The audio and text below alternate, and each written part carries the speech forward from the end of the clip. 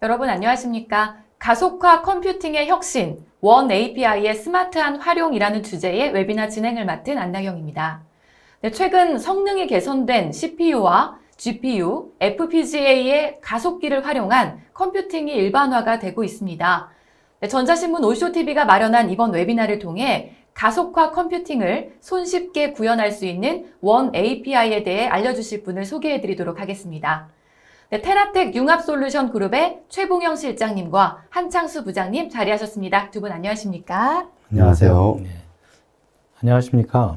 테라텍 융합솔루션 그룹의 최봉영입니다. 만나 뵈서 반갑습니다. 안녕하세요. 한창수 부장입니다. 네, 두 분 반갑습니다. 테라텍이라는 회사에 대해서 아직 생소한 시청자분들도 계실 수 있을 것 같은데요. 회사와 오늘의 발표 내용에 대해 잠깐 소개를 부탁드리겠습니다. 안녕하세요. 저희 회사에 대해서 모르시는 분들이 많이 있을 것 같아요. 그래서 우선 회사에 대해서 소개를 해드리고요. 그리고 오늘 발표할 저와 한창수 부장에 대해서도 간단하게 알려드리겠습니다. 테라텍이라는 회사는요, 1993년에 설립이 됐어요. 약 30년 정도 됐죠. 그리고 화이트박스라고 부르는 인텔 서버, 그러니까 인텔에서 만들어서 판매되는 서버의 국내 판매 1위입니다. 그러니까 그 이름에 비해서는 굉장히 좀 알려진 거에 비해서 굉장히 많이 큰 회사고요. 그리고 주로 저희가 취급하고 있는 아이템들은 서버와 스토리지, 그리고 보통 오픈소스와 고성능 컴퓨팅에 관련된 여러 가지 서비스, 컨설팅, 그리고 AI나 빅데이터 솔루션들, 그리고 여러 가지 이제 IT 비즈니스를 제공하고 있습니다. 그리고 저희의 사업은 주로 인텔이 되겠죠. 인텔, HP, 델, 인스파 같은 이제 시스템 업체들, 그리고 VM웨어나 뉴타닉스, 클라우데라 같은 소프트웨어 업체들, 그 외에도 AI나 빅데이터 관련된 여러 가지 파트너십을 갖고 있습니다. 근데 오늘 같은 경우에는 특히 이제 인텔의 원 API 테크놀로지 파트너로서 저희가 이 자리에 와 있습니다. 근데 저희들의 고객은요, 주로 뭐 학교, 국가연구소, 학교는 여러분들이 이름만 대면 다 알만한 그런 학교들이 포함되어 있고요. 국가연구소 중에서는 뭐 전자, 통신, 생물학, 또 화학, 뭐 기계, 여러 분야의 국가연구소에서 우주항공을 포함해서 저희가 시스템 및 서비스를 제공을 하고 있고요. 제조업 분야도 역시 뭐 4대 재벌의 여러 가지 제조업체들, 그다음에 이제 통신업체들도 저희가 이제 공급을 하고 있습니다. 그 외에 뭐 서울시를 포함한 여러 가지 공공기관들, 그리고 여러분들이 많이 쓰시는 그 파이어월이나 안 그러면 뭐 침입 탐지 시스템과 같은 이런 네트워크 어플라이언스들도 저희들의 중요한 고객이 되고 있습니다. 그래서 오늘 발표할 저는 주로 그동안 이제 인텔, 그 다음에 HP, 디지털과 같은 업체에서 하이퍼포먼스 컴퓨팅 분야를 쭉 일을 해왔고요. 현재는 테라텍의 융합솔루션 그룹에 소속이 되어 있습니다. 그래서 이메일이 있으니까 혹시 끝난 다음에 질문 있으시면 질문 주시면 좋겠고요. 저는 인텔에 오늘 얘기하게 될 원 API 내용의 Certified Instructor로서 활동을 하고 있습니다. 그리고 오늘 데모를 맡아주실 한창수 부장 역시 뭐 삼성, SDS 등 다양한 이제 프로젝트에서 어플리케이션을 개발해 왔고요. 현재는 테라텍의 원 API 랩 소속입니다. 그리고 메일 주소가 나와 있는데요. 이 메일 주소는 월쇼TV에 저희 오늘 세션을 소개하는 거기에 연락처도 나와 있어요. 그래서 혹시 이 설명들 다 끝난 다음에 질문 있으시면 그쪽으로 메일 주시면 좋을 것 같아요. 한창수 부장도 역시 인텔의 서티파이드 인스트럭터로서 같이 이제 활동을 하고 있습니다. 오늘도 역시 그런 활동 중에 하나고요.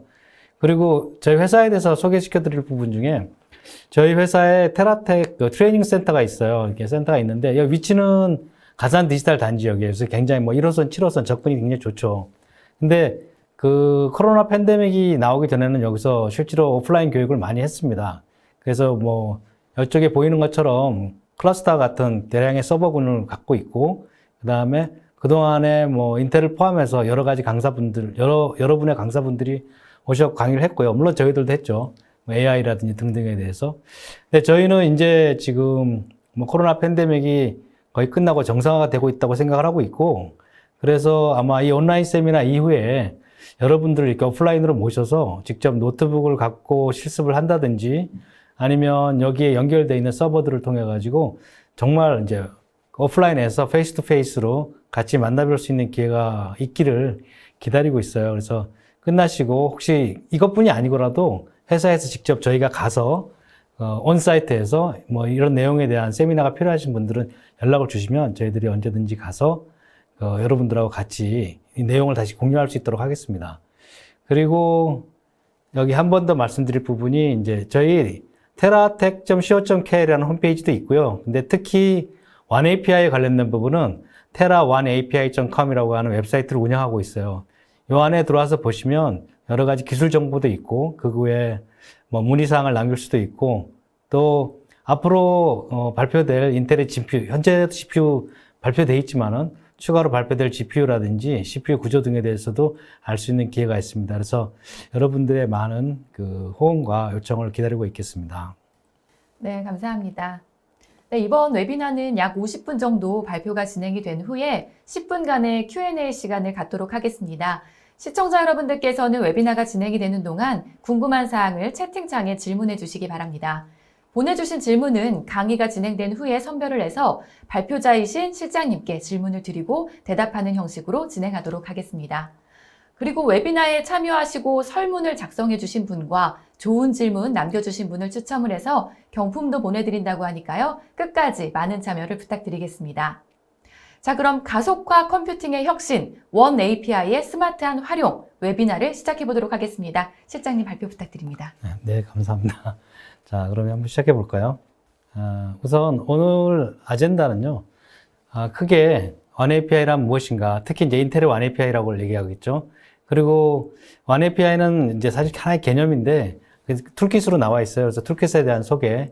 그리고 아마 지금까지 OneAPI에 관련된 발표들이 많이 있었을 거라고 생각이 되는데, 대부분 발표하시는 분들은 OneAPI 자체에 대한 설명보다는 프로그래밍 위주로 설명을 했거든요. 근데 오늘도 그 부분이 조금 들어있습니다. 근데, 저희는 이 세미나를 준비할 때 그 OneAPI에 대해서 많이 알고 있고, 현재 그 프로그래밍을 많이 하고 있는 분들도 당연히 저희가 타겟팅을 했겠지만, 그거보다는 잘 생소한 분들을 많이 타겟팅을 했어요. 그래서 OneAPI 자체에 대한 설명을 좀 더 많이 할 거고요.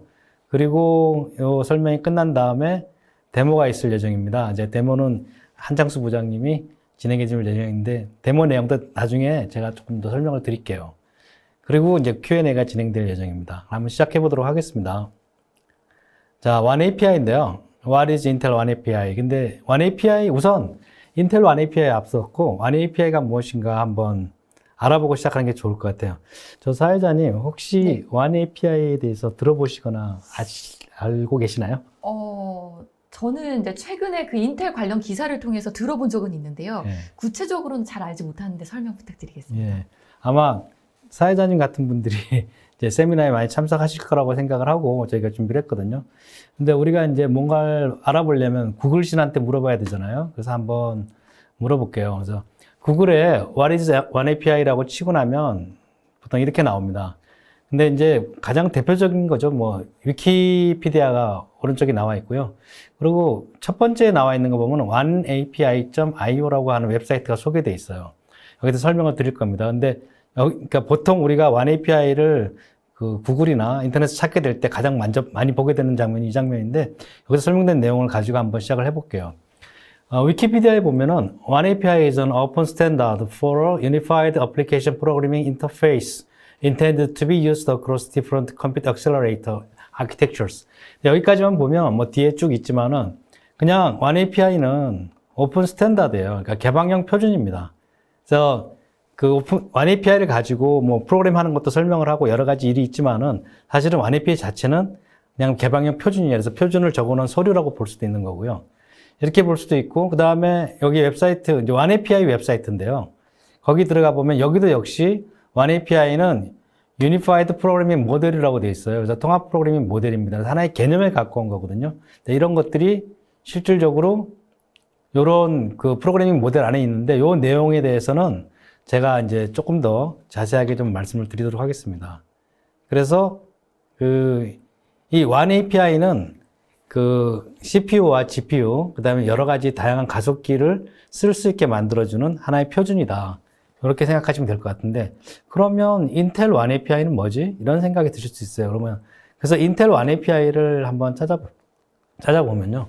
왼쪽에 있는 거는 아까 봤던 oneapi.io라고 하는 이제 웹페이지고요. 오른쪽에 있는 거는 인텔에 있는 와이파이 웹페이지예요. 근데 이렇게 보시면 양쪽에 로고가 좀 다르죠. 그래서 이거 같은 거야? 뭐 다른 거야? 이렇게 생각이 드실 수 있어요. 근데 이걸 이렇게 생각하시면 좋을 것 같아요. 우리가 ISO C++ 표준 같은 표준이 있으면 거기 표준에는 이렇게 정해져 있겠죠. 뭐 C++로 프로그램을 짤 때 헤더 파일은 어떻게 하고, 그다음에 뭐 프로그램의 시작은 뭐 int main으로 시작하고 그 안에 클래스는 어떻게 정의를 하고, 이런 식으로 프로그램을 짜는 여러 가지 내용에 대해서 정의를 해놓고 있을 겁니다. 근데 그 정의를 가지고 업계에서 마이크로소프트에서는 비주얼 C++이라고 하는 걸 만들었고, 리눅스 진영에서는 GCC를 만들고, 인텔에서는 인텔 C++를 만들었거든요. 그 외에도 다양한 C++ 컴파일러들이 있습니다. 이런 것처럼 여기 OneAPI라고 하는 전체적인 표준이 정해져 있고요. 그것을 인텔에서 구현한 것, 그것이 인텔 OneAPI라고 보시면 돼요. 아마 지금까지는 좀 아직도 구름 잡는 얘기처럼 느껴지실 수 있을 텐데요. 그러면 그걸 가지고 지금까지 프로그램을 해오셨거나 여러 가지 하신 분들이 이런 거 없이도 잘 해왔는데, 아니, 굳이 왜 여기 와가지고 이런 일들이 일어난 걸까, 이렇게 생각하실 수가 있는데요. 한번 지금 뭐 2022년 현재 뭐 세계에는 여러 가지 주요한 키워드나 토픽들이 있습니다. 뭐 세계적으로 뭐 전쟁도 있고, 그 다음에 뭐 코로나도 있고 여러 가지가 있는데, 우리 IT 분야의 뭐 핫한 워드, 뭐 토픽, 키워드가 뭔가 같이 한번 알아봤으면 좋겠는데, 사회자님 어떠세요? 우리 2022년에 IT 키워드는 뭐라고 생각을 하세요? 메타버스가 좀 핫하지 않았을까요? 예. 저희 직원 중에는 메타버스 말고 뭐 이렇게 마을버스도 있다고 얘기하시는 분도 있는데, 한번 찾아보시죠. 그래서 여기 보시면, 2022년에 이제 키워드를 여러 웹사이트에서 찾아보면은 공통적으로 나오는 것들이 주로 메타버스가 있고요.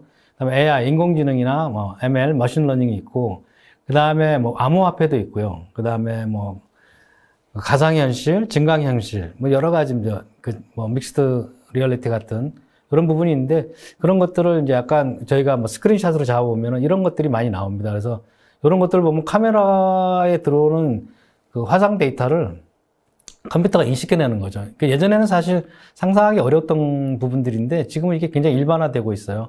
그리고 이런 것들도 있고, 그거 외에 뭐 NFT라든지 게이미피케이션이라고 그래갖고 모든 것을 게임화한다든지, 클라우드, 빅데이터, 뭐 계속 하이 퍼포먼스 컴퓨팅 등이 이렇게 계속 키워드로 되고 있습니다. 그래서 여기 지금 화면을 보시면 왼쪽하고 오른쪽에 해상도가 좀 다를 텐데요. 오른쪽에 있는 해상도는 컴퓨터의 어떤 엔진을 통해 가지고 자동적으로 노이즈를 줄인 부분들이고요. 이런 부분들을 저희가 저 앞에 본 헤드기어를 갖고 보면 훨씬 더 선명하게 가상현실 속에 들어갈 수가 있겠죠.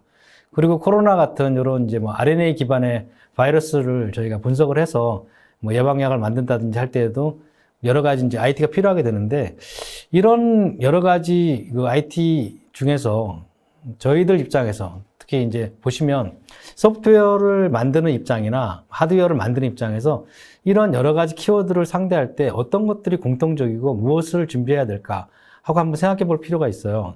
근데 이런 부분들의 공통점은 굉장히 하이 퍼포먼스, 고성능을 요구합니다. 그러니까 예전에 뭐 이렇게 1 더하기 2, 5 더하기 7 이런 계산을 할 때보다 굉장히 빠른 계산을 요구하고요. 그 다음에 데이터의 종류가 굉장히 다양해졌습니다. 그래서 뭐 숫자만 더한다든지 문자만 읽는다든지 이런 것이 아니고 사진도 들어와야 되고, 때로는 또 뭐 우리 음성 신호, 그러니까 우리가 우리 서비스 센터에 전화 걸었던 거, 그런 것들 다 음성이 남아 있으면서 나중에 다시 인공지능으로 분석을 해서 우리한테 주로 뭐 오전에 전화 거시는 분들의 성향은 어떤가, 이런 거 다 분석해낼 수 있거든요.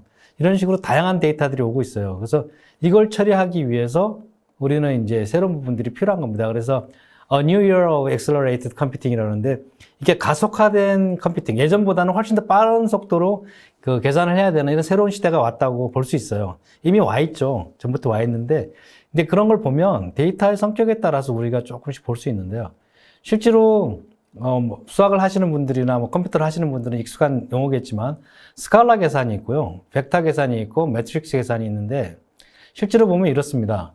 우리가 은행에서 우리가 돈을 찾거나 예금을 하게 되면 현재 잔고가 500만 원이잖아요. 근데 이제 자기가 50만 원을 넣었다 그러면 500만 원 더하기 50만 원을 계산한다든지, 근데 이게 지금 어떠냐, 뭐 if 이 사람이 계정이 맞느냐 틀리냐 이런 계산들은 전형적인 스칼라 계산입니다. 값 하나를 갖고 있는 계산이죠. 근데 지금 여러분들이 보고 있는 이 화면은 사실은 뭐 컴퓨터에 따라서 다르겠지만 화면이 1024768이라고 해상도를 갖고 있다면 1024 곱하기 768 거의 100만 개의 점이 지금 여러분 화면에 있는 건데 각 점마다 레드, 그린, 블루 신호, 그다음에 뭐 명암 신호 등이 들어가 있어요. 그 신호가 있는 점들이 지금 100만 개가 있거든요. 그 형태는 벡터 형태로 볼 수 있어요. 근데 아까 얘기했던 그런 스칼라 계산은 CPU가 굉장히 잘해요. 전통적으로. 그리고 지금 화면에서 만약에 지금 화면을 갑자기 좀 어둡게 만들거나 옆에 사람이랑 화면을 합쳐보고 싶다. 이렇게 할 때는 벡터 계산을 해야 되거든요. 근데 그 벡터 계산은 GPU라는 부분이 굉장히 계산을 잘합니다. 그리고 우리가 사방의 일반 성적과 사방의 이반 성적을 다 한꺼번에 넣고 어느 반이 더 우수한가를 한꺼번에 보고 싶다 그러면은 굉장히 통계적 계산을 해야 되는데 그건 굉장히 매트릭스 계산이 필요해요. 그런 계산은 뭐 역시 뭐 GPU도 잘하겠지만은 FPGA 등이 잘하고 있고요. 그 외에도 지금 들어왔던 손님이 언제 들어왔었나, 그리고 앞으로 언제 올 것인가를 예측하고, 만약에 여기 큰 마트라고 그러면은 이분의 동선은 과일을 먼저 들려가지고 뭐 식품 매장에서 다시 가전 매장으로 갈 것이다라는 걸 예측을 하려면 그런 데이터들은 좀 다르거든요. 그래서 데이터들의 형태에 따라 가지고 계산을 잘할 수 있는 계산 기기, 프로세스 유닛들이 조금씩 달라요. 그래서 이 각 프로세스 유닛별로 예를 들면 CPU 같은 경우에는 전통적으로 뭐 C나 C++, 뭐 포트란, 파이썬, 자바 같은 랭귀지로 프로그램을 많이 해왔고요. 그리고 뭐 GPU라 그러면 뭐 CUDA라든지 오픈CL 같은 계산을 많이 해왔고, 그다음에 FPGA는 이제 HDL 계열의 랭귀지로 계산을 많이 해왔습니다. 근데 지금 이제 세상이 조금씩 이렇게 더 고도의 계산을 요구하게 됨에 있어가지고 이 프로그램을 만드는 사람들이나 또 뭐 하드웨어를 만드는 사람들은 이 계산을 한꺼번에 해야 될 어떤 그런 요구가 생긴 거죠. 근데 개발자 입장에서 그러면 나는 CPU용 계산을 그동안 쭉 공부를 해갖고 와서 살았는데 그럼 지금부터 다시 GPU용 계산을 또 배워야 되나? 근데 FPGA가 들어오면은 그럼 또 그 랭귀지를 또 배워야 되나? 이런 여러 가지의 어떤 뭐 굉장히 큰 부담을 안게 돼요. 이걸 어떻게 해결할 수 없을까? 그래서 이 가속화된 컴퓨팅을 해결하기 위해서 아이디어를 한번 내보는 거죠. 뭐 여러 가지 아이디어가 있어 왔지만은 여기에 one API라고 하잖아요. 그러니까 하나의 API를 가지고 이걸 써서 CPU, GPU, FPGA 뿐 아니라 앞으로 뭐 지금 뭐 VPU라고 하는 것도 그 다양한 프로세스 유닛을 가지고 뭐 스칼라 계산, 벡터 계산, 매트릭스, 스파셜 계산 여러 가지 계산을 할 수 있도록 하면 좋지 않을까. 그래서 목적은 one code base의 many 플랫폼입니다. 그러니까 하나의 프로그램을 짜가지고 그 프로그램으로 어디나 다 쓸 수 있도록 하면 좋겠다라고 하는 아이디어인데요. 이런 아이디어를 결국 정리를 한 것이 one API라고 볼 수 있어요. 근데 one API의 어떤 전체적인 어떤 구조를 보면요. 그 안에 밑에 보면 이제 LLVM이라고 하죠. 로우 레벨 여기는 하드웨어 인터페이스라고 되어 있고 그 옆에 있는 글자 부분에 텍스트 부분에는 로우 레벨 버추얼 머신이라고 되어 있는데 이 부분이 필요합니다. 그래서 이 부분이 CPU 계산, GPU 계산, FPGA 여러 가지 프로세스 유닛 계산으로 그 중계를 해주는 역할을 하고 있고요.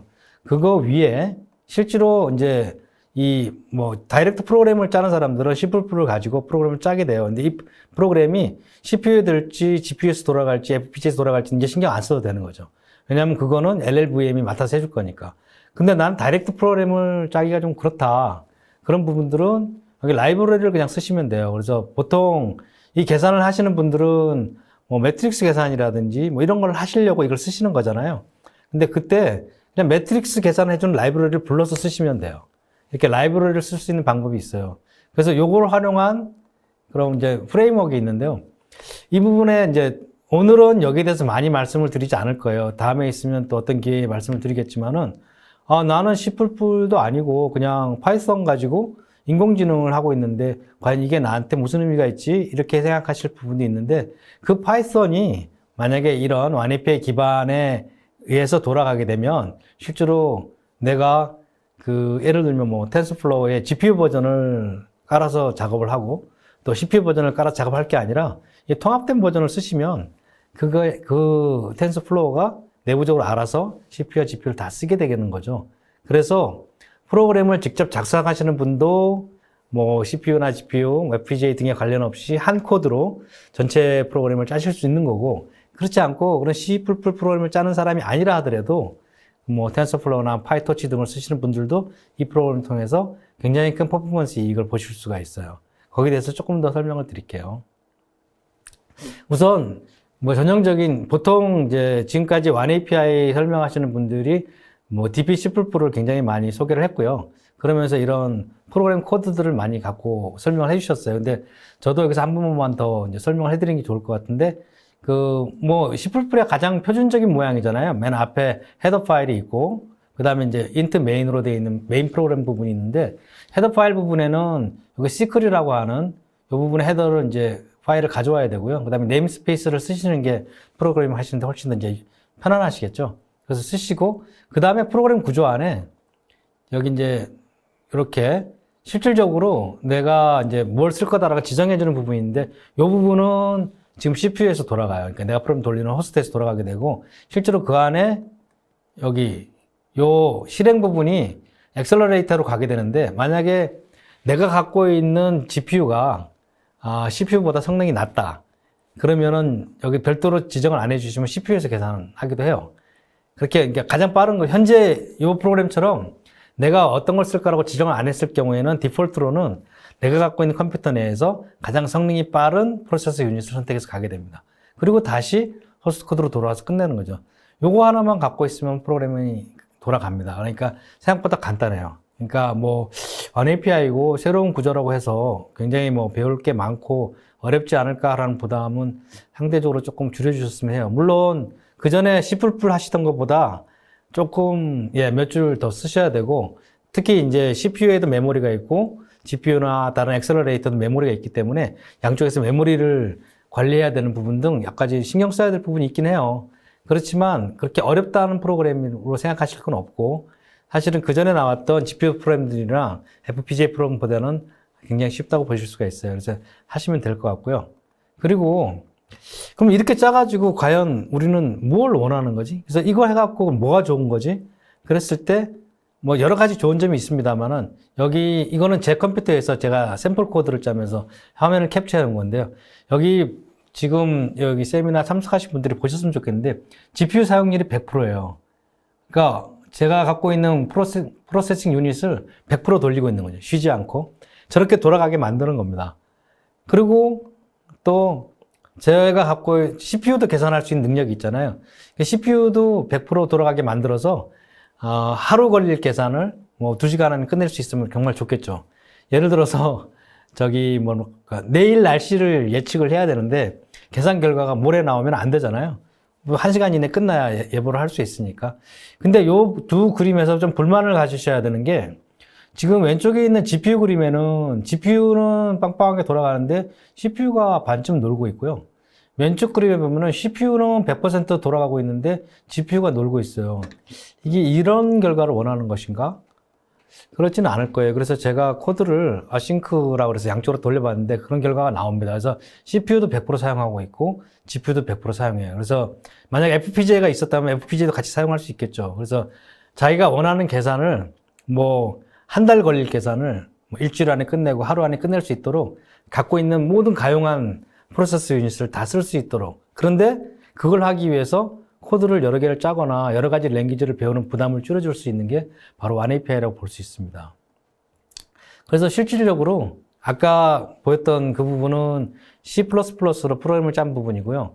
C++를 하지 않고 나는 파이썬으로 작업하는데 뭐 이런 부분들이 있을 수 있어요. 그런 부분 같은 경우에도 지금 여기서 사용한 파이썬은 여러분들이 보통 쓰는 파이썬하고 코드는 똑같습니다만은 그 코드, 그 파이썬 자체가 이렇게 OneAPI에 적용된 파이썬이거든요. 그래서 그게 뭐 여기 문법을 보시면 기본 문법하고 거의 똑같다는 걸 아실 수 있어요. 그래서 그리고 뭐 서포티드 벡터 머신 SVC 부분에 대한 부분인데, 실제로 OneAPI를 적용한 파이썬으로 프로그램을 짜시면 이렇게 12.3배가 빨라지는 거죠. 그러니까 10시간 걸릴 게 1시간 한 15분 정도면 끝난다고 볼 수 있나요?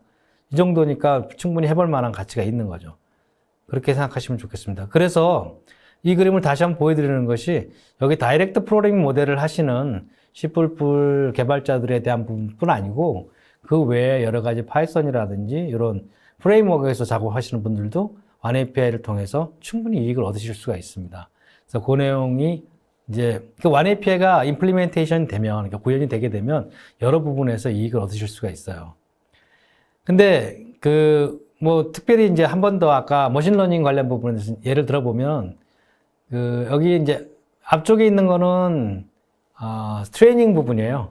트레이닝 부분에서는 뭐 300배씩 빨라지는 부분도 있고, 보통 뭐 두세 배도 빨라지기도 하고, 그 다음에 인퍼런싱이라고 하는 부분은 이렇게 뭐 4000배 이렇게씩 빨라집니다. 그러니까 우리가 뭐 실질적으로 이제 뭐 트레이닝과 인퍼런스 개념은 이 세미나에 참석하신 분들은 다 뭐 이해하고 계실 거라고 생각을 하지만, 뭐 예를 들자면 이런 거죠.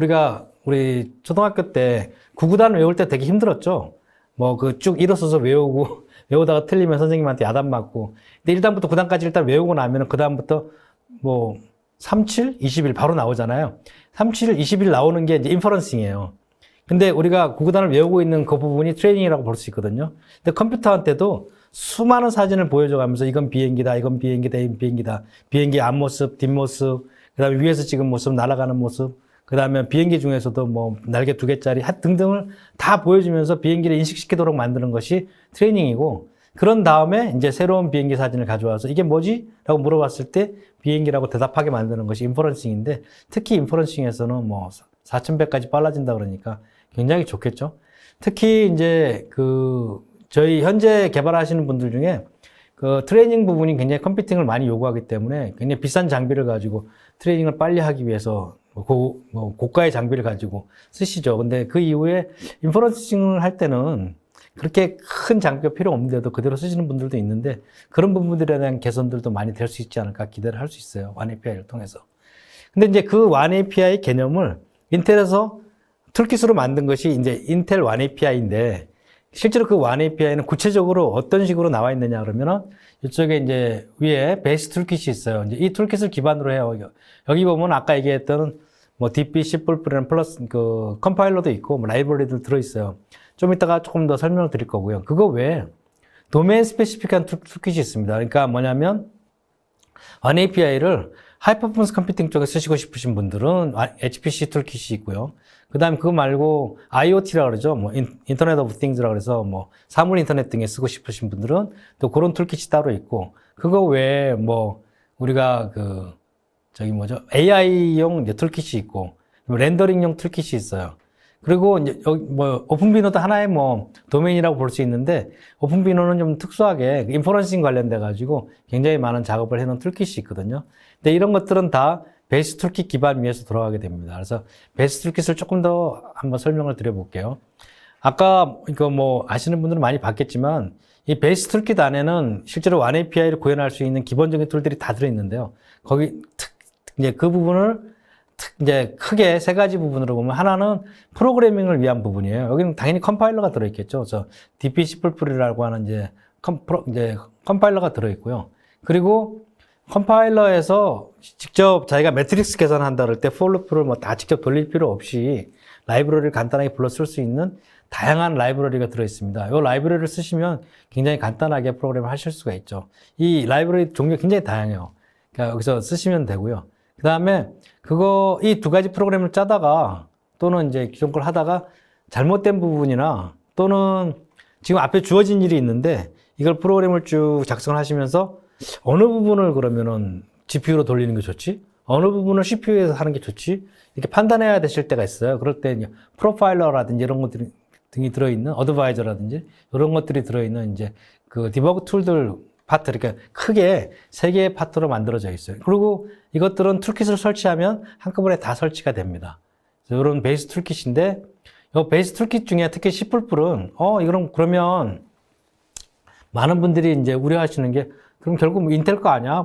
그럼 인텔 GPU 나온다니까 인텔 그쪽 거면 쓸 수 있는 게 아닌가, 이렇게 생각을 하실 수 있겠지만, 실제로 말씀드린 것처럼 이건 개방형 표준이에요. 그래서 그 표준을 지키고 있으면 누구라도 쓸 수 있는 거고, 그래서 여기 예를 들어 보면 코드플레이라고 하는 회사가 있어요. 이 회사에서는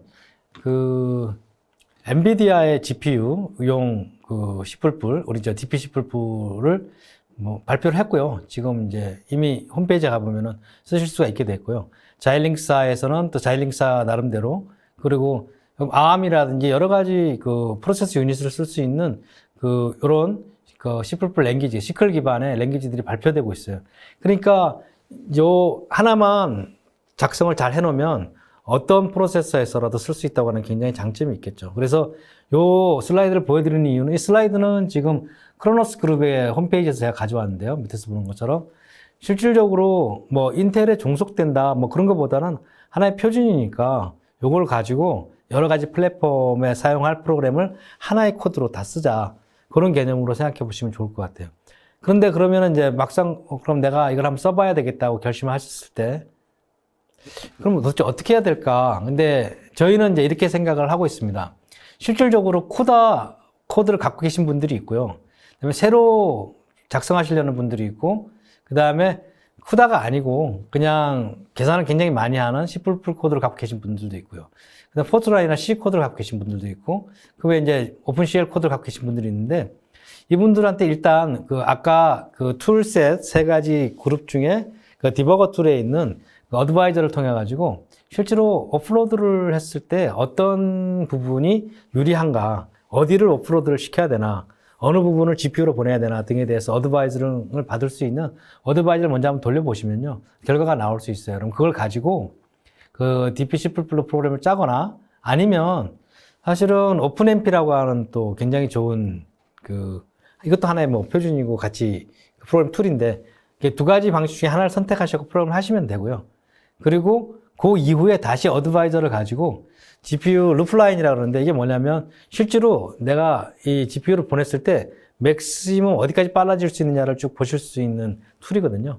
이렇게 보시면 여기 이 툴에 의하면은 뭐 100배가 빨라져야 되는데 실제로 30배밖에 안 빨라졌네? 그러면 개선할 수 있는 데가 어딘가를 찾아볼 수가 있어요. 그렇게 해서 최종적으로 옵티마이징 코드를 만들 수 있습니다. 이런 방법론을 제시하고 있고, 이런 방법에 대해서는 오프라인이라든지 다른 세미나 등을 통해서 계속 여러분들하고 같이 공유해 나갈 예정입니다. 그래서 코드를 다시 한번 보시면요, 아까는 이제 간단하게 했는데 그 코드에는 실제로 셀렉터라든지 이런 게 없었어요. 그러니까 저런 걸 안 써놓으면 가장 뭐 디폴트 셀렉터라고 이제 들어오게 되는데, 그리고 이렇게 Q에서 서브밋하고 가는 부분 없이 그냥 바로 돌렸거든요. 근데 원래 프로그램의 이제 어떤 모양새, 필요한 요소들이라 그러면은, 그러니까 아까 보여드린 그 프로그램은 저런 부분들을 생략하고 간단하게 쓸 수 있도록 만든 거고, 기본적으로 보면 디바이스 셀렉터, 그러니까 CPU냐 GPU냐 이런 걸 셀렉트할 수 있는 셀렉터, 그 다음에 Q라 그래서 줄이죠. 그래서 내가 CPU 줄에다가 넣을 건지 GPU 줄에다 넣을 건지 이렇게 넣을 수 있는 이제 Q가 있고요. 그 다음에 이제 Q에 만들어졌으면 거기다 자기의 작업을 제출해야 되겠죠. 그래서 서브밋 하는 명령. 근데 서브밋 할 때 실제로 내가 계산해야 될 내용인 커널.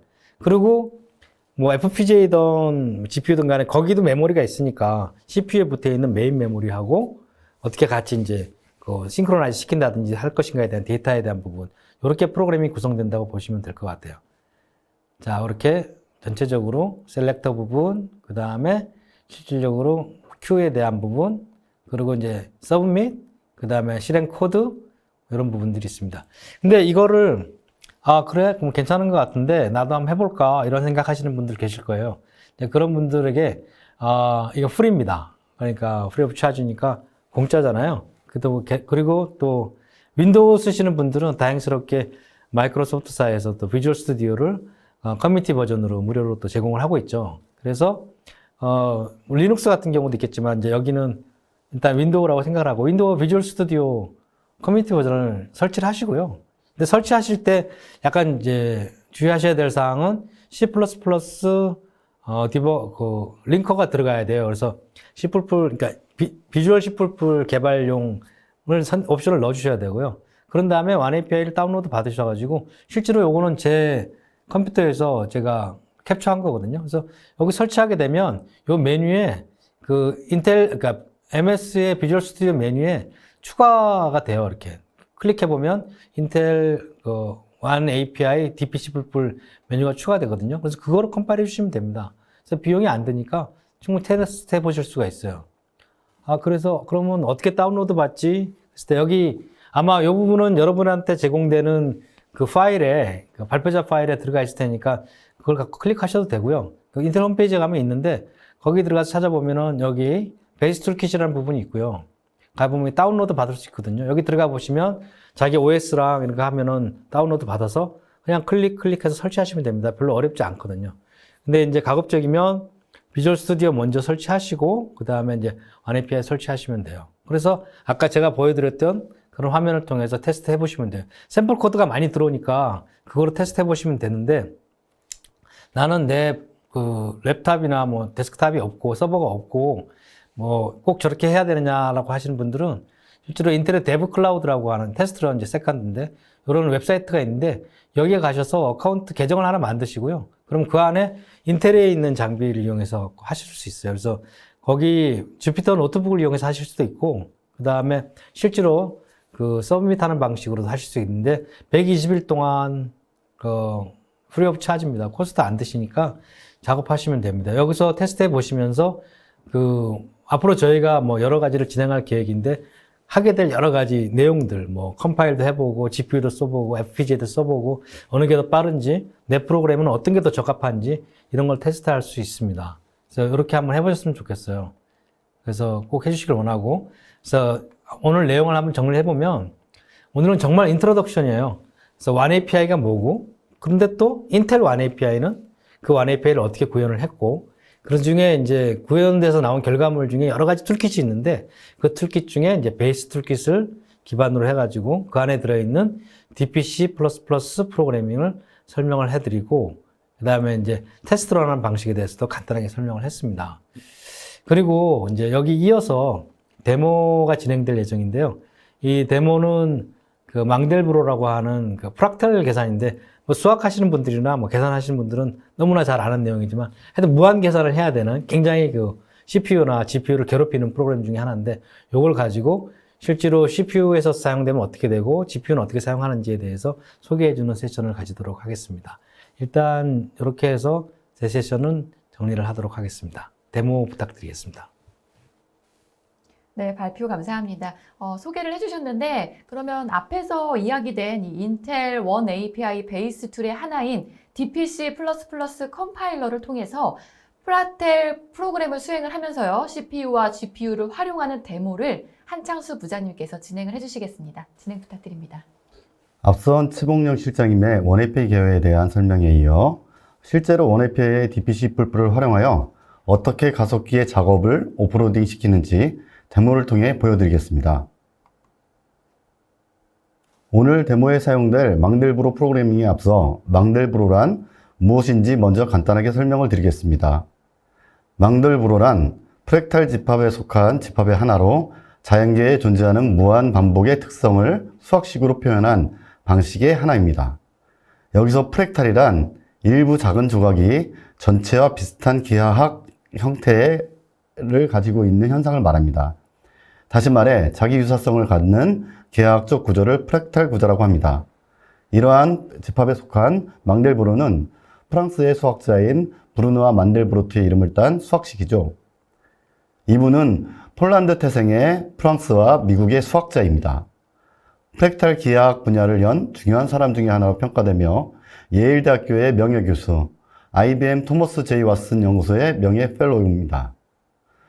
통계적인 자기 유사성을 가진 집합으로 무한 반복을 컴퓨터로 계산하여 성능을 측정하는 프로그래밍 예제로 많이 사용되고 있습니다.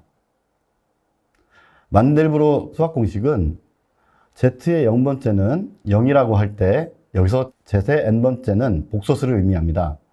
Z의 n 플러스 1번째는 Z의 n번째의 제곱 플러스 C로 정의된 수열이 발산하지 않는 성질을 갖도록 하는 복소수 C의 집합을 말합니다. 이번 데모에서는 수학식을 설명하기에는 너무 설명이 길어지기 때문에 생략하겠습니다. 망델브로 집합을 수학식으로 계산하고 계산된 점을 이미지로 그리게 되면 발산하는 점과 발산하지 않는 점이 그려지는데요. 발산하는 점과 발산하지 않는 점을 구분하여 색상을 다르게 표현하게 되면 이미지 다시 1과 같은 그림이 그려지게 됩니다.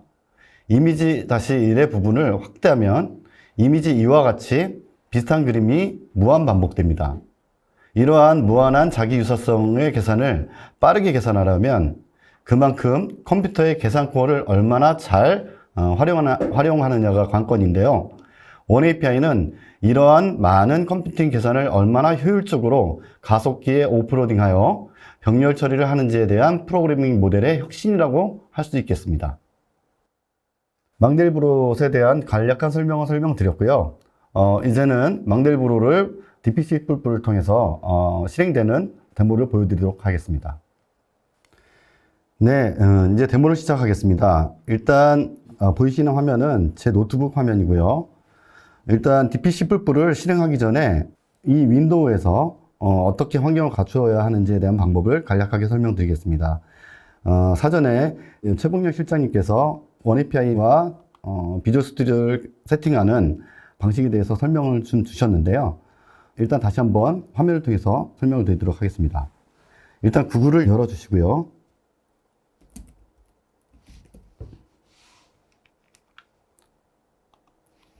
원API 베이스 툴킷이라는 검색어로 검색하게 되면 다운로드 더 인텔 원API 베이스 툴킷이라는 링크가 있습니다.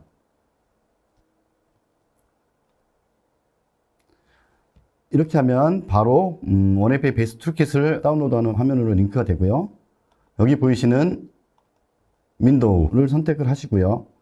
인스톨러 타입에는 온라인을 선택합니다. 오프라인은 실제로 인스톨되는 그 파일을 풀리 받는 옵션이고요. 온라인은 실제로 인스톨을 할 수 있는 실행 파일만 다운로드 하기 때문에 온라인을 설정하시고 다운로드를 하시는 게 더 편합니다. 여기 밑에 보시면 다운로드 버튼을 누르면 인스톨이 진행되고요. 실제로 원API를 인스톨할 수 있는 인스톨 파일이 다운로드 되게 됩니다. 다운로드를 한 이후에 그 인스톨 파일을 더블 클릭해서 실행하시면 원API를 세팅할 수 있습니다.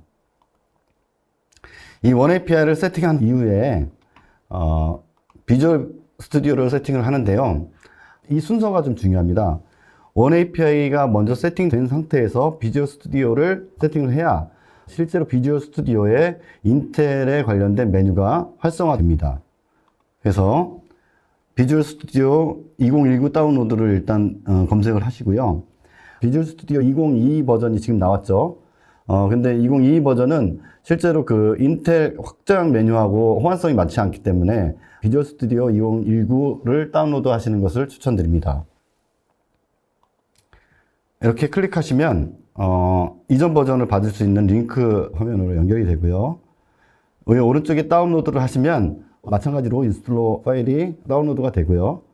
해당 파일을 인스톨 하시게 되면 비주얼 스튜디오 2019를 사용하실 수 있습니다. 그렇게 비주얼 스튜디오를 실행을 시키시면 이렇게 보시는 화면같이 비주얼 스튜디오가 실행이 되고요. 이 상단에 보시면 확장이라는 메뉴가 있고요. 여기 보시면 인텔이라는 메뉴가 메뉴에 포함됩니다. 여기 보시면 브라우즈 인텔 원API 샘플 이렇게 되는 메뉴가 있고요. 이 메뉴를 클릭하시게 되면 인텔에서 제공해주는 샘플들이 샘플 소스들이 이렇게 제공이 됩니다. 생각보다 굉장히 많죠. 오늘 데모를 진행할 망델브로의 샘플 소스는 DPC 뿔뿔 밑에 콤비네이션 로직이라는 메뉴를 클릭하시게 되면 여기 망델브롯이라는 DPC 뿔뿔 샘플 소스가 있습니다. 그래서 OK 누르시면 망델브로의 샘플 소스를 보시는 바와 같이 보실 수 있고요. 실제로 여기 나와 있는 소스가 망델브로를 DPC 뿔뿔로 돌리기 위한 샘플 소스입니다. 망델브로를 돌리기 위한 샘플 소스이긴 한데요. 제가 이 소스 중에서 특이하게 좀 추가한 부분이 좀 있습니다. 이 샘플 소스에는 실제로 망델브로를 돌려서 생성된 이미지를 실행 파일이 있는 그 폴더에 이미지 파일로 떨구게끔 되어 있고요. 그 이미지를 다시 클릭해서 열어서 그려진 이미지를 확인할 수가 있는데요. 이 데모를 위해서 다운로드된 이미지를 자동으로 그 윈도우 창으로 보여주게 하기 위해서 오픈CV를 사용해서 펑션 하나를 추가했습니다. 원 이미지라는 펑션을 추가해서 그 망델브로 셋을 계산을 하고 계산에 의한 점을 그린 이미지를 이 오픈 이미지를 통해서 윈도우로 보여주게끔 추가된 내용이 있습니다. 그래서 이 오픈 이미지라는 펑션과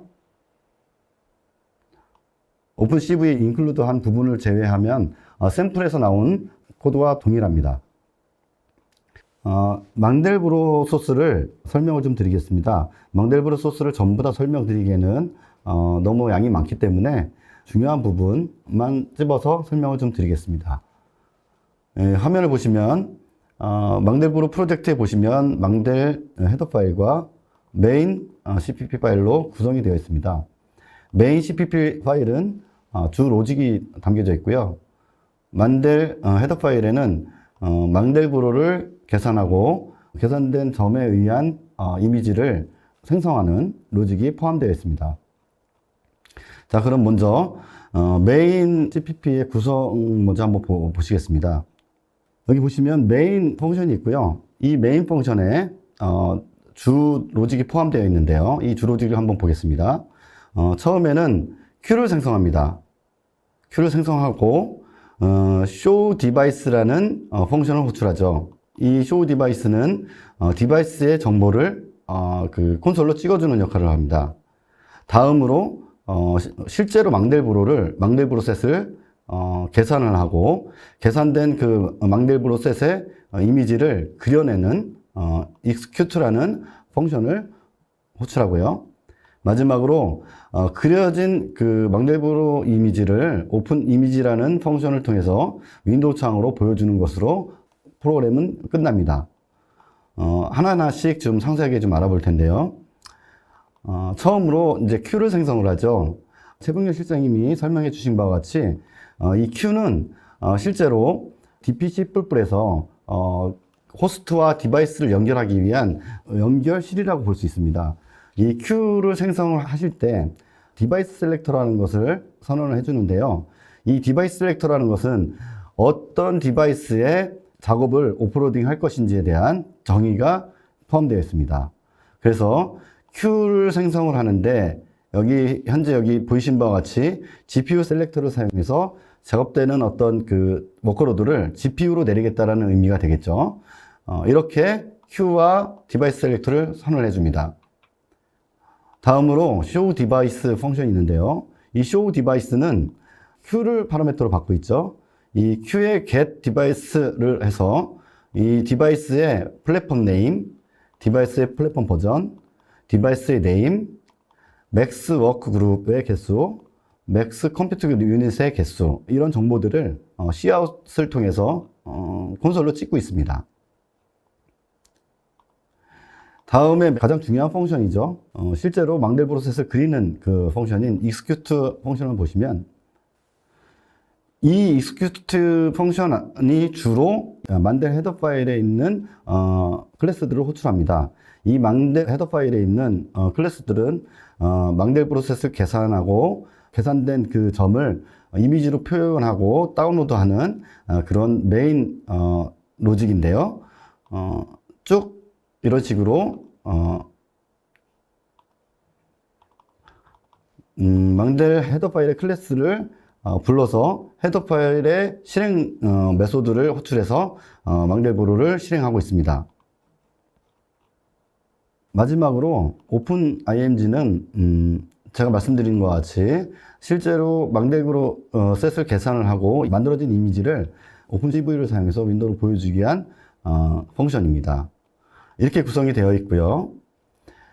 실제로 망델브로 셋을 그리기 위한 망델 헤더 파일을 간략하게 좀 설명을 드릴게요. 망델브로를 그리기 위한 헤더 파일에는 크게 여러 가지 클래스와 구조체가 있는데요. 이렇게 보시면 망델브로를 그리는 데 사용하는 스트럭처가 있고요. 망델브로 계산에 사용되는 모든 어떤 계산 공식들, 이런 것들이 포함된 망델 클래스가 있습니다. 그리고 실제로 그 패러럴하게 처리하는 부분과 시리얼하게 처리하는 부분을 비교하기 위해서 망델 시리얼이라는 클래스가 있고요. 나머지 두 개의 클래스가 있는데요. 이 두 개의 클래스는 DP10불의 버퍼를 활용해서 그리는 패러럴이라는 클래스가 있고요. USM을 활용해서 망대를 그리는 망델 USM 클래스가 있습니다. 오늘은 USM을 가지고 그려보는 것을 데모로 보여줄 예정입니다. 그래서 망델 USM을 사용해서 망델브로를 그리는 클래스인 이 클래스를 좀 보시면 실제로 중요한 부분은 이 부분입니다. 실제로 멜록, 쉐어드 이렇게 되어 있죠. USM을 사용하기 위해 선언하는 공유 메모리를 선언을 해주는 부분이 있고요. 실행 부분, 망대브로 계산하는 부분에서 Q 패러럴 4라는 부분이 있습니다. 이 부분이 바로 실제로 그 메인에서 Q에서 선택한 GPU 디바이스에 오프로딩 하는 부분이 되겠습니다. 이 Q 패러럴 4의 안에 있는 이 계산 로직들은 실제로 디바이스에서 실행이 되는 거고요. 그 이외에 상단에 있는 부분들은 호스트에서 실행이 됩니다. 그래서 이 USM은 포인터로 공유된 메모리를 컨트롤하기 때문에 호스트에서 만들어진 그 포인터와 실제로 USM을 통해서 만들어진 포인터를 같이 공유할 수 있습니다. 호스트와 디바이스가. 이렇게 간단하게 설명을 좀 드렸습니다. 실제로 망대보를 그리는 그 데모를 좀 잠깐 보여드리겠습니다. 자, 그러면 망델브로를 한번 실행시켜 보겠습니다. 실제로 Q 부분에 GPU 셀렉터를 사용해서 오프로딩을 한번 시켜볼 텐데요.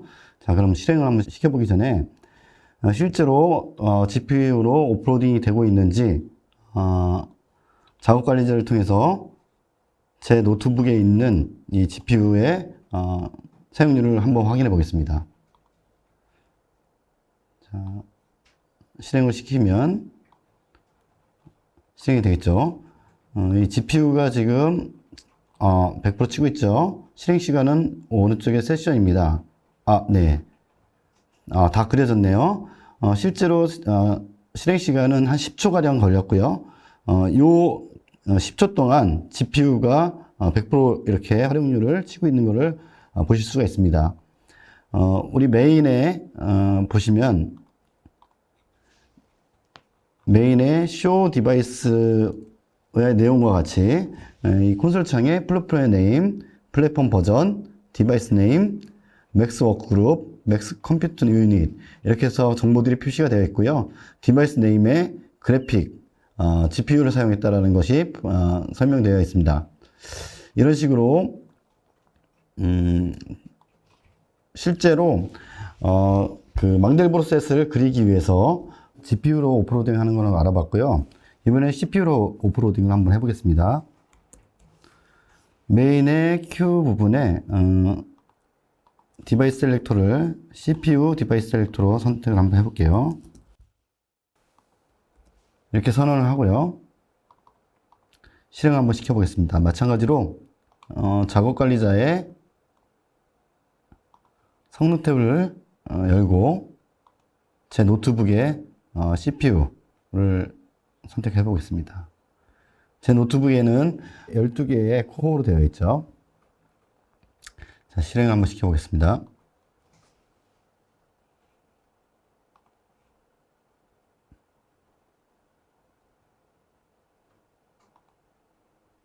빌드하고 실행이 되겠죠. 자, 보시는 바와 같이 실행이 되고 있고요. 실제로 제 CPU의 12개의 코어는 지금 망델브로 셋을 계산하기 위해서 전부 100% 활용률을 쓰고 있습니다.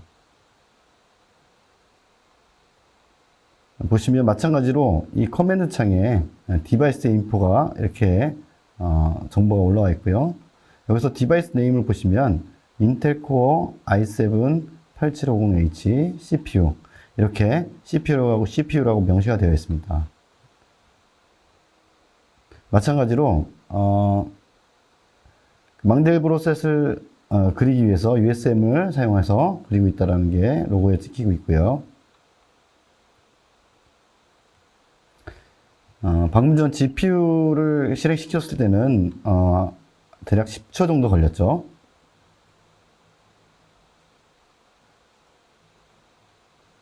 CPU는 그보다 좀 더 걸리네요. 좀 기다려 보겠습니다.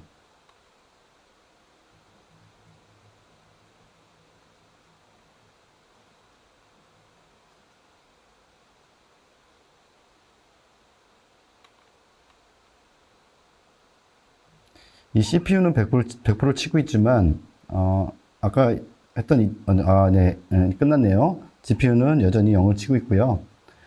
보시는 바와 같이 이 CPU 계산이, 망들볼 계산이 끝나면, CPU의 100% 활용률이 전부 다 환원되고 있습니다. 이렇게 망들볼 셋이 그려진 걸 확인해 볼 수 있습니다. 자, 이와 같이 그 CPU와 GPU의 오프로딩을 하여 지금 테스트를 해서 데모를 해봤는데요. 실제로 원API의 장점이 바로 이 부분에서 있습니다. 실제로 GPU나 CPU, 만약에 제가 FPGA가 있었다면 FPGA에다 오프로딩을 할 수도 있었겠죠. 하나의 소스로 여러 가지 디바이스 셀렉트를 통해서 오프로딩 시킬 수 있다는 커다란 장점이 있죠. 만약에 원API가 아니라고 한다면 저는 GPU에다가 작업을 주기 위해서 쿠다 환경을 구축하고 프로그래밍을 쿠다로 짜야 됐었겠죠. 그렇게 되면 CPU로 오프로딩 하기 위해서는 C가 필요할 거고요. GPU로 오프로딩 하기 위해서는 쿠다라는 프로그램이 필요해집니다. 하지만 원API는 그렇게 두 가지 언어가 필요 없고 한 가지 언어로 통합되어 있는 모델링을 제공한다는 데 가장 큰 장점이 있겠죠. 자, 오늘 사실 망델브로 프로그램 소스를 전부 다 하나씩 짚어가면서 설명을 하고 싶었지만 전체 소스를 설명하기에는 양이 좀 많아서 간략하게 중요한 지점만 찝어서 설명을 드렸습니다. 예, 간략하게 데모를 마무리하겠습니다. 감사합니다. 네, 오늘 이렇게 두 분의 발표를 잘 들었습니다. 실장님께서 또 강의를 하시는 동안 그리고 부장님께서 데모를 해주시는 동안에 시청자분들의 반응이 굉장히 뜨거웠습니다. 질문이 상당히 많이 쏟아졌는데요. 시청자분들께서 주신 소중한 질문 중에 몇 개를 골라봤습니다. 질문 드리도록 하겠습니다.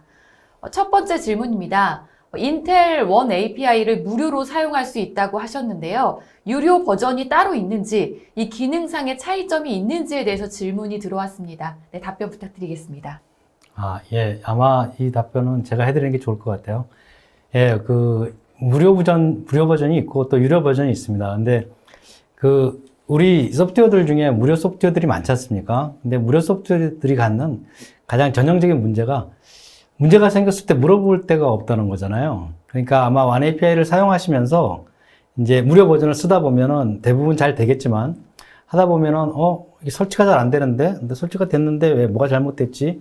이런 문제가 생길 수 있어요. 그랬을 때 인텔 커뮤니티 사이트를 통해서 물어볼 수 있어요. 그래서 그걸 통해서 답변을 받으시면 되는데, 첫 번째는 답에 대한 이제 보장이 없는 거죠. 무료이기 때문에. 그래서 그 커뮤니티에 계신 분이 굉장히 부지런하셔가지고 답을 해주시면 되는데, 근데 이제 유료로 쓰게 되면은 그 프리미엄 서비스라 그래가지고 그런 서비스를 받게 됩니다. 그래서 일단 24시간 이내에 질문을 올리고 난 뒤에 답을 받으실 수가 있어요. 워킹데이로. 그래서 금요일 같으면 월요일이 될 수도 있겠죠. 그런 부분이 있고 또 한 가지는 무료가 좋은데 다운로드 받으러 가면 항상 최신 버전이 있어요. 근데 우리가 쭉 오랫동안 개발을 하다 보면 작년에 다운로드 받은 버전으로 지금 개발을 하고 있는데 지금 그게 이렇게 좀 안 쓰다가 다시 새로 설치해서 가려고 하니까 올해 버전이 있는 거예요. 근데 그 버전으로 이렇게 컴파일을 하면은 조금 뭔가 좀 이상할 때가 있어요. 그래서 옛날 버전으로 가고 싶은데 그때 인텔 홈페이지 가서 다운로드 받으려고 그러면 옛날 버전을 찾기 어려운 경우들이 있어요. 근데 이렇게 유료 버전을 받으면 자기 유료 계정이 생기고요. 거기에 그 전에 자기가 쭉 자기가 1년 서브스크립션이다 그러면 1년 내에 몇 번씩 업그레이드 되는데 그 전에 업그레이드된 버전을 다 받으실 수가 있거든요.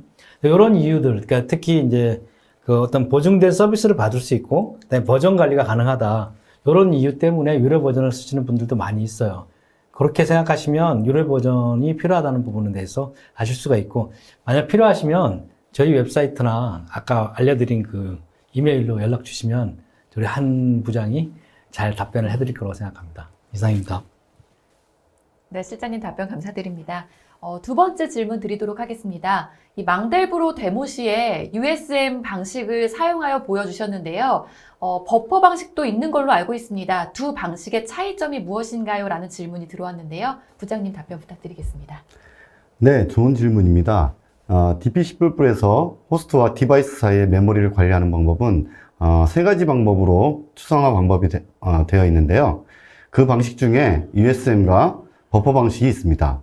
나머지 하나 이미지 방식인데요. 이미지 방식은 버퍼와 인터페이스가 거의 동일합니다. USM은 C나 C++ 개발자에게 친숙한 포인터 기반의 접근 방식입니다. 기존의 포인터에 작동하도록 프로그래밍된 C++ 코드와 더 쉽게 통합할 수 있다는 게 장점이죠.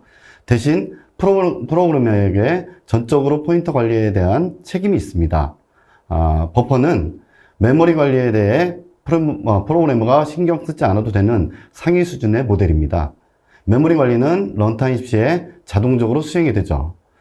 버퍼는 US함과 같이 프로그램에서 포인터 형식처럼 직접 액세스하지 않으며 대신 액세서를 통해서 사용될 수 있는 차이점이 있습니다. 기존 C++ 코드에서 포인터를 많이 사용하시다 보면 버퍼를 쓰기 위해서는 많은 부분의 소스 코드가 수정되어야 합니다. 네, 답변 감사드립니다. 이번에는 세 번째 질문입니다. 원 API의 장점에 대해 많은 이야기를 해주셨는데 잘 이해가 가지 않습니다. 왜 꼭 원 API를 사용해야 하나요? 라는 질문을 주셨는데요. 답변 부탁드리겠습니다. 네, 오늘 세미나의 핵심을 묻는 질문입니다. 실장님께서 굉장히 자세히 설명을 주셨는데요. 좀 더 간단하게 좀 요약을 하면 다양한 서비스를 빠르게 서비스하기 위해 사용되는 계산 유닛이 계속해서 개발되고 있습니다. 이러한 계산 유닛별로 개발이 필요한데요. 개발을 하기 위한 환경, 개발 언어, 사용되어지는 라이브러리 등이 다양해질 수밖에 없습니다. 이렇게 개발하기 위한 아키텍처가 다양해지면 다양한 서비스를 빠르게 서비스하기 위해 많은 리소스와 위험 요소가 발생될 수밖에 없습니다. 예를 들면 GPU에는 CUDA 프로그래머가 필요하고 CPU에는 C++ 개발자들이 필요하겠죠.